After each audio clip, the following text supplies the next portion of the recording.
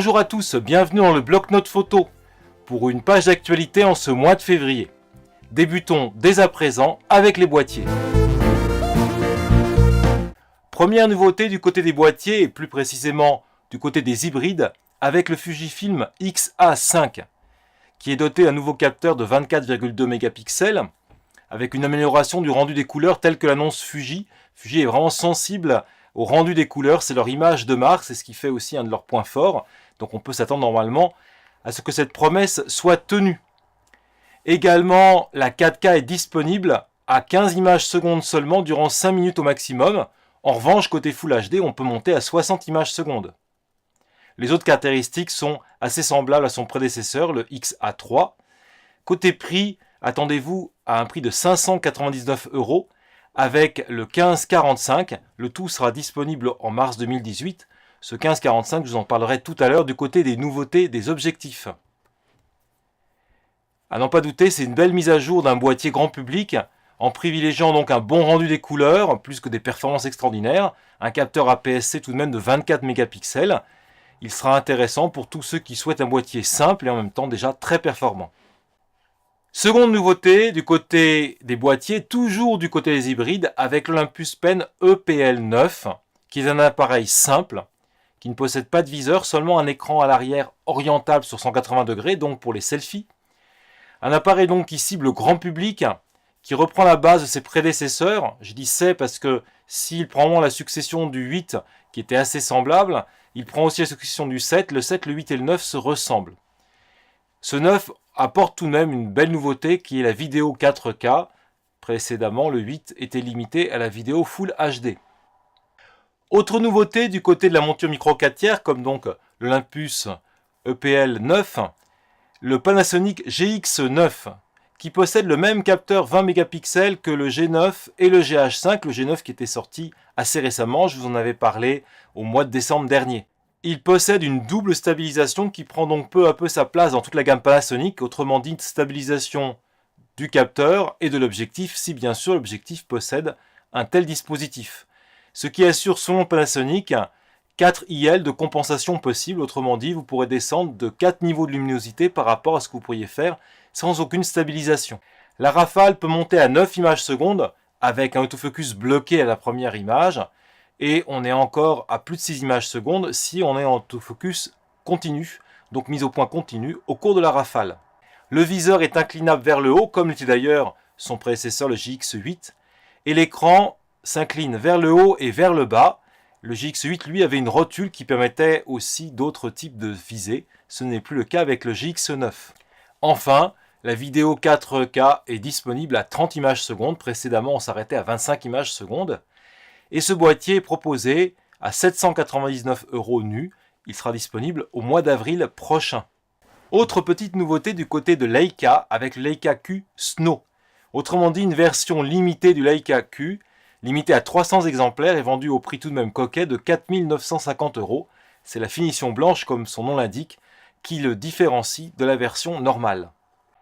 Changeons totalement d'univers en passant dans le moyen format avec Hasselblad qui nous propose le H6D 400 CMS. Un nom un peu à rallonge mais qui annonce la couleur puisqu'il possède la possibilité de faire des photos en 400 mégapixels. Très précisément, en fait, le capteur ne fait que, si l'on peut dire, 100 mégapixels, mais on peut combiner plusieurs vues, il y a plusieurs manières de combiner les vues, ce qui permet d'atteindre 400 mégapixels, ce qui intéressera ceux qui veulent des reproductions de très haute qualité. On pense en particulier aux musées qui souhaitent reproduire leurs œuvres avec le maximum de qualité possible. Le prix est en regard des possibilités, autrement dit, quasiment 40 000 € hors taxe, ou bien on peut le louer à la journée pour 399 €.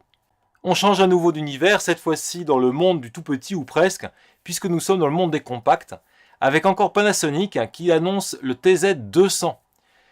Le TZ200 est un compact qui possède un capteur 1 pouce de 20 mégapixels, autrement dit un relativement grand capteur pour un compact, ce qui devrait procurer une bonne qualité de photo, et un zoom équivalent à un 24-360 en 24-36. C'est donc un zoom de coefficient 15, ouvert à 3.3 à la plus courte focale, 6.4 seulement à la plus longue focale, Il est équipé aussi d'un stabilisateur bien utile. Il a un viseur de 2,3 mégapixels, mais son écran arrière est seulement fixe. Cela est voulu étant donné la compacité de l'appareil. Il permet de faire des vidéos 4K à 30 images secondes et son prix de 799 €. Il sera disponible au mois d'avril prochain. Autre compact, chez Fuji, avec le FinePix XP130. C'est une mise à jour du XP120, pas vraiment un modèle réellement nouveau. C'est un boîtier étanche et résistant au choc. Autrement dit, fait pour les baroudeurs ou ceux simplement qui veulent l'utiliser par tous les temps. Il voit par rapport à son prédécesseur l'apparition du mode Bluetooth pour se connecter à l'appareil. Et les autres caractéristiques en revanche sont identiques à ce que faisait le XP120. Il existe en 5 coloris au prix de 219 €. Et c'est en fait l'appareil simple et résistant. Autrement dit, si vous voulez avoir un appareil qui ne vous coûtera tout de même pas trop cher et pouvoir aller par tous les temps, même en basse température, même sous la pluie, même dans l'eau, cet appareil devrait convenir à vos besoins. Autre compact, un peu plus original, chez Lomo avec l'Instant Square. En fait, sa sortie officielle, cela faisait quelques mois qu'il avait été proposé sur les plateformes participatives et que des personnes avaient pu l'acheter par avance. Maintenant, il est disponible sur le site de la marque. C'est un appareil utilisant les pellicules instantanées Fuji, soit les Instax Square, soit les Instax Mini, et il possède donc un dos amovible pour passer des unes aux autres.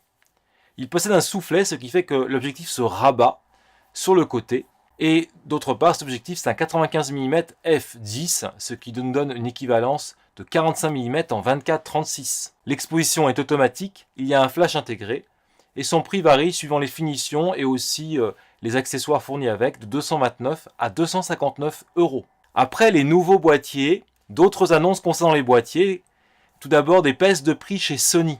L'Alpha 7S2 ou l'Alpha 7R2 sont désormais disponibles pour 2700 €. L'Alpha 7, lui, descend à 800 € et avec le 2870 livré en kit à 1000 €. L'Alpha 7 II, quant à lui, est à 1300 €. Une baisse de prix donc conséquente chez Sony pour ses boîtiers. Sony, toujours lui, nous propose une mise à jour des firmware des 6300 et 6500 Alpha. Autrement dit, une petite mise à jour pour les rendre compatibles avec le nouveau 18135 dont je vous avais parlé dans une précédente vidéo. Il est donc désormais bien compatible avec ces boîtiers grâce à cette mise à jour. Et puis bien sûr, comme souvent, cette mise à jour propose quelques correctifs qui permettent à ces boîtiers de mieux fonctionner. Enfin, un brevet a été déposé par Canon qui propose un capteur sur le boîtier et sur l'optique, un capteur d'empreinte. L'idée sans doute de Canon, c'est de pouvoir reconfigurer le boîtier en fonction de celui qui l'utilisera. Ou aussi, et peut-être également, de le sécuriser, puisque s'il n'y avait pas la bonne empreinte, on ne pourrait pas utiliser soit l'objectif, soit le boîtier. Donc une affaire à suivre. Après les boîtiers, passons aux objectifs. Avec tout d'abord Sigma qui annonce un objectif très haut de gamme, le 14-24 f2.8. Qui dit objectif haut de gamme dit aussi construction optique élaborée. En l'occurrence, elle est vraiment très élaborée puisqu'il y a pas moins de 17 éléments différents qui la composent. La finition est également très soignée avec une protection tout temps. Et il y a une possibilité de conversion frontale pour l'usage en multicaméra. Autrement dit, on peut demander à Sigma de faire démonter l'avant avec le pare-soleil pour avoir un élément qui soit beaucoup moins proéminent. L'idée étant pour ceux qui utilisent plusieurs de ces objectifs pour faire des photos pour la réalité virtuelle ou d'autres types d'usages proches, de ne pas avoir des ombres disgracieuses qui seraient liées à la présence de deux objectifs côte à côte qui chacun ferait une ombre pour l'autre.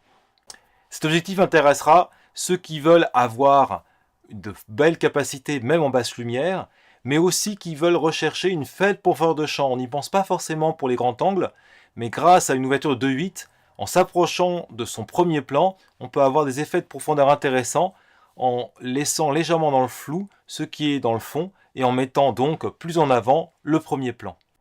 Côté Fuji, un 15-45. Je vous en ai parlé très rapidement lorsque j'ai parlé de nouvel hybride Fuji. J'en viens maintenant à cet objectif qui est donc livré en kit avec ce boîtier mais qui est aussi disponible en dehors.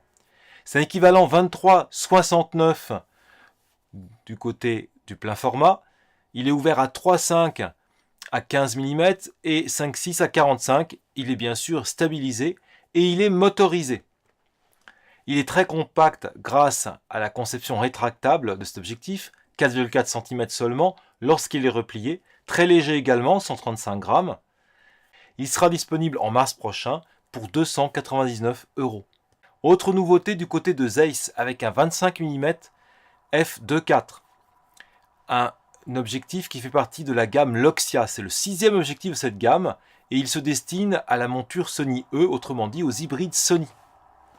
Il possède une bague diaphragme par tiers qu'on peut même découpler si on veut avoir un système continu, par exemple pour le tournage des vidéos, ainsi qu'une protection tout temps au niveau de la baïonnette. La mise au point minimale est de 18 cm, c'est très intéressant avec ce type d'objectif, on pourra vraiment jouer sur des effets de profondeur, même si on ne cherche pas un effet de faible profondeur de champ comme je l'avais évoqué pour l'objectif Sigma. Et puis, il sera disponible au mois de mars à 1299 €. Toujours dans les objectifs, laissons les nouveautés pour nous intéresser à des offres de remboursement. Tout d'abord avec Canon, qui nous propose depuis le 3 février jusqu'au 29 avril prochain des réductions jusqu'à 300 € pour des objectifs et un flash haut de gamme. Ne cherchez pas des objectifs premier prix, ce n'est pas du tout la cible de Canon ici. Vous trouverez bien sûr tous les renseignements sur le site de Canon. Tamron, lui, propose une prime de 100 € pour la reprise d'un objectif Tamron et l'achat d'un 24-70 série 2, la génération 2, de 8, ou bien le 70-200 de 8, ou le 150-600 5.6.3.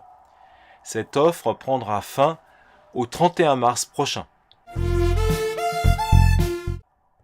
Après les objectifs, passons aux accessoires. Tout d'abord avec une série de sacs chez Vanguard, les VEO Travel. Ce sont des sacs d'épaule ou à dos, déclinés en 5 tailles, de 9 à 41 litres de contenance. Très exactement 9, 14, 21, 28 et 41. Deux coloris sont disponibles, kaki noir ou bien kaki bleu électrique. Et les prix s'échelonnent de 17 € à 69 €. Vanguard, encore lui, nous propose aussi des pieds dans la même série d'ailleurs que les fourre-tout, la même gamme VEO, exactement VEO 2. C'est une mise à jour de ces trépieds, qui sont des trépieds à 4 ou 5 sections, avec un faible encombrement replié et un déploiement en une seule main qui est possible. On peut placer ces pieds proches du sol et le modèle le plus haut de gamme permet de porter du matériel jusqu'à 8 kg. Les prix débutent à 133 €. Un matériel un peu plus particulier avec des armoires pour protéger notre matériel photo. C'est la marque Rugard qui nous propose ces modèles d'armoires qui nous offrent une hygrométrie contrôlée, une possibilité de fermer à clé ces armoires et des capacités de 30 litres à 600 litres. Ces armoires ne sont disponibles qu'aux États-Unis, il faut donc les commander. Et les prix débutent à 600 $ pour la 180 litres ou par exemple 1500 $ pour la 600 litres. Un matériel qui intéressera sans doute plus de monde, c'est Integral qui nous propose la première carte micro SD d'une capacité de 512 Go. C'est la première carte donc de cette capacité. Elle est annoncée comme garantie 5 ans. La disponibilité comme le prix sont encore inconnus. Passons du côté du numérique avec le Kodak Scanza qui est un scanner de film, très exactement de négatifs ou bien de diapositives. Il possède un capteur de 14 mégapixels, mais grâce à un système d'interpolation, on peut monter à 22 mégapixels. Il possède des sorties USB, sorties TV et HDMI, ainsi qu'un lecteur de SD card pour déplacer directement les scans et les stocker. Il y a aussi un écran de 13 pouces qui est orientable, et on peut le trouver sur Amazon au prix de 170 $. Epson, quant à lui, nous propose une imprimante A3, l'Expression Photo HDXP 15000, un nouveau modèle donc d'imprimante A3 photo en entrée de gamme, avec une connexion Wi-Fi, mais aussi une connexion USB et Ethernet, donc les grands classiques disponibles, 6 cartouches d'encre et un prix raisonnable pour ce type d'imprimante, vu le format A3 proposé, de 380 €. De nouvelles imprimantes dans la gamme G de chez Canon, avec 4 nouvelles imprimantes à réservoir rechargeable. 4 réservoirs sont présents dans ces imprimantes, et surtout Canon insiste sur le faible coût de ce fait grâce à ces réservoirs. Les bouteilles de 70 ml coûtent 10,49 €, 14,49 € pour la bouteille en encre noire, et il faut compter 200 € pour la Pixma G1510, qui est le modèle le moins cher, une imprimante simple, et jusqu'à 350 € pour le modèle G4510 qui lui permet de scanner, qui a une connexion Wi-Fi et beaucoup d'autres fonctionnalités. Enfin, pour terminer, Photoshop a une mise à jour, la 19.1, qui offre une nouvelle sélection automatique du sujet grâce à l'utilisation de l'intelligence artificielle. Tous ceux qui ont Photoshop ont déjà dû voir la nouveauté, mais pour ceux que cela intéresserait, c'est une belle avancée pour gagner du temps dans les sélections. Ainsi se termine notre actualité du mois de février, j'espère qu'elle vous a intéressé. N'hésitez pas à faire des remarques, des questions, à mettre un pouce vers le haut pour me soutenir. A bientôt!